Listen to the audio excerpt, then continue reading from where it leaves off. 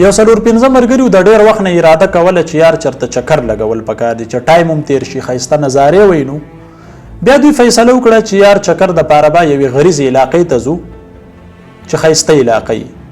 کله چې دوی په چکر باندې روان شوله په لاره باندې د ځان سره سبزیانې راواغستې، فروټ یې راواغسته، غوښه یې راواغستله او اراده یې وکړله چې یاره موږ به خپل پخلی کوو په غر کې. کله چې دوی غر ته ورسېدل او خپل پخلی یې وکړلو نو د دوی نه پکې مالګه هېره شوې وه.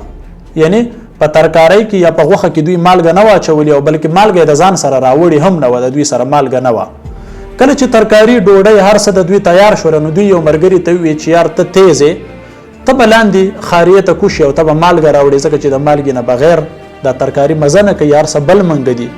دوی فیصله وکړه چې بالکل دا ملګری به ځي او دی به مالګه راوړي، تر هغې پورې به موږ دا خوراک سکاک نه کوو. هغه ورته وایي چې تر هغې پورې به تاسو دې خوراک له لاس هم نه وړئ تر څو پورې چې به مالګه نه یې راوړې. هغوی ورته وایي چې ټیک ده.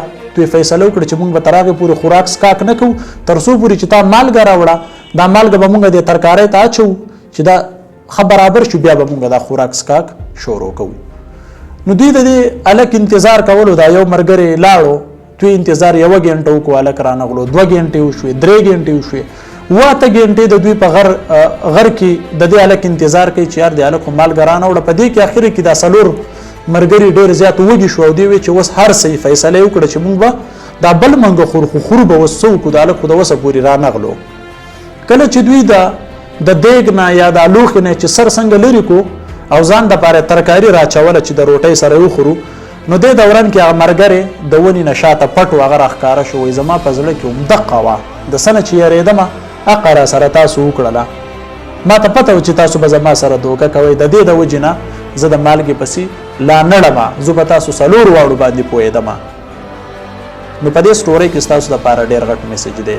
ډېر به ستاسو داسې دوستان وي چې تاسو به ډېر څه کول غواړئ، خو د هغه د وجې نه تاسو په ژوند کې پرمختګ نشئ کولی، رکاوټ درته جوړ شوي. ته چې څه کوې وایي یاره دا مه کوه، د هغه د سستۍ د وجې نه، د هغه د شک د وجې نه، د هغه د یرې د وجې نه چې یار که دا وکړم نو داسې چلونه شي، که دا وکړم داسې چلونه شي.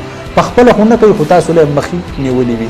نو د داسې ملګرو نه ځان ساتئ چې هغه شکي وي، بد ګمان کوي، پازیټیو تھینکینګ نه کوي، مطلب مثبت سوچ نه کوي، هر وخت چې د منفي سوچ کوي. د دغه ملګرو نه ځان وساتئ. اول به کوشش وکړئ چې یاره دی ستاسو په شان شي. که چېرې تاسو پازیټیو تھینکینګ کوئ چې دی هم مثبت سوچ وکړي، او که چېرې تاسو پرې ډېر زیات کوشش وکړئ او دی نه وړي نو خپل ژوند به نه بربادوئ. مثال به بیا همدغه وي چې یار 8-10 غنټې به د باندې انتظار وکړي او بیا به دغه کار هم نه وي کړی، هغه مالګه هم رانه وړه، دا دومره انتظار هم په دوی وکړو، نو د هغې نه خو هغه مخکې چې کوم حالات و هغه ته ډېر زیات بهتر و. نو تاسو ته زه ریکویسټ کوم چې یار یریږئ مه، توکل کوئ چې په ژوند کې مخکې لاړ شئ. ټایم ډېر زیات شارټ دی او په شارټ ټایم کې موږ دپاره ډېر څه کول پکار دی. موږ ته فیملیان انتظار کوي، موږ ته یاران دوستان انتظار کوي، زموږ نه خلک تمې لري. نو خپل وخت مه ضایع کوئ، په یو څیز توکل کوئ، الله تعالی به ستاسو ملګری کړي.